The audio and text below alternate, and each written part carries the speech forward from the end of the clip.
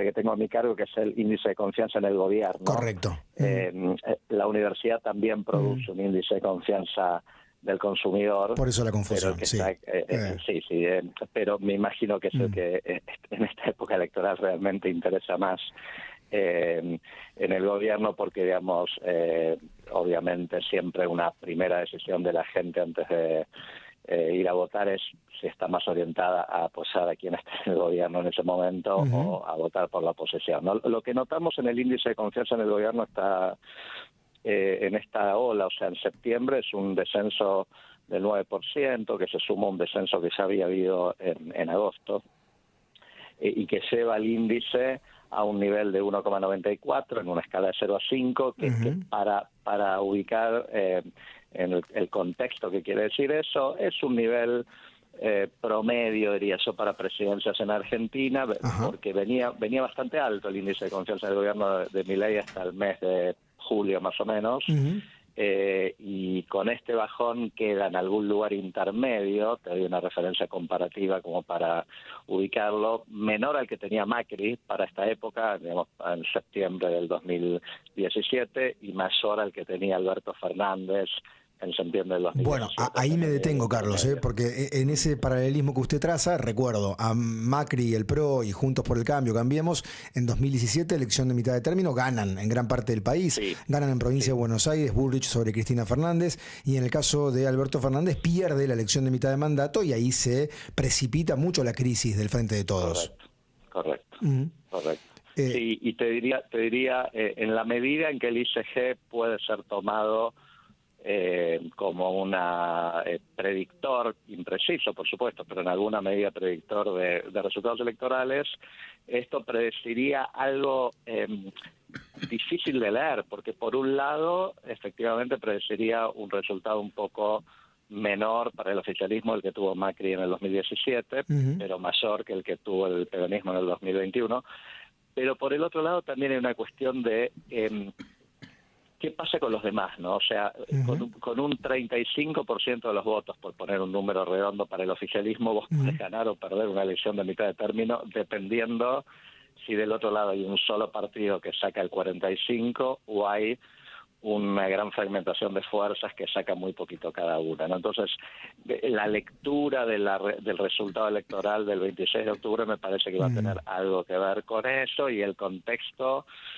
ustedes lo saben muy bien, en Santa Fe y en otras provincias argentinas, no, la oposición al gobierno no es siempre el mismo partido. Claro, le iba a decir que iba a depender mucho del distrito. Digo, en provincia de Buenos Aires da la impresión de que el peronismo se consolida, viene de la elección provincial, y en la nacional se lo ve a Tayana bastante consolidado, pero no es lo mismo el escenario en Entre Ríos, en Córdoba, en Santa Fe, en Jujuy, en Chubut. Digo, es muy disímil el panorama nacional, ¿no?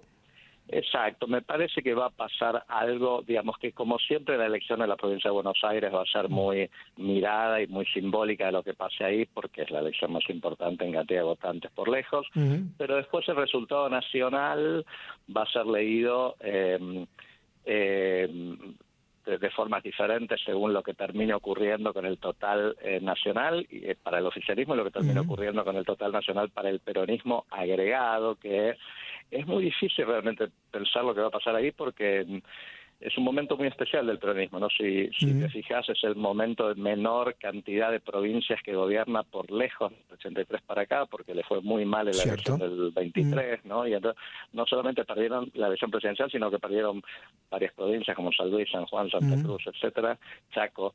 Y entonces es un peronismo con menor manejo de aparatos estatales, que a menudo son utilizados en épocas electorales, ¿no? Entonces, la verdad que y habría que tener, digamos, encuestas de las 24 provincias, que es muy difícil de tener, pero, digamos, más allá de eso, un último comentario, después está la cosa dura de los, digamos, bancas legislativas, ¿no? Y ahí, bueno, pase lo que pase, la Libertad Avanza va a ganar simplemente porque compara contra el 2021, donde casi no existía como partido, ¿no? La última, cuando ustedes analizan e indagan el fenómeno de la caída de la imagen del índice de confianza en el gobierno, ¿hay motivos que lo fundamentan? ¿Encuentran razones? ¿Los hechos de presunta corrupción, la cuestión económica? ¿Hay algo que influye más que otro fenómeno? Mira, hay alguna información del índice que el índice es puramente descriptivo, no le preguntamos a la gente por qué apoya o no apoya al gobierno, pero el índice tiene 5 componentes y contra lo que uno hubiera esperado, el componente que mide la parte de la honestidad del gobierno fue de los que menos bajó, cuando en realidad eso pareciera haber sido una de las noticias más fuertes que hubo en los últimos semanas, ¿no? La cuestión del Andis me refiero.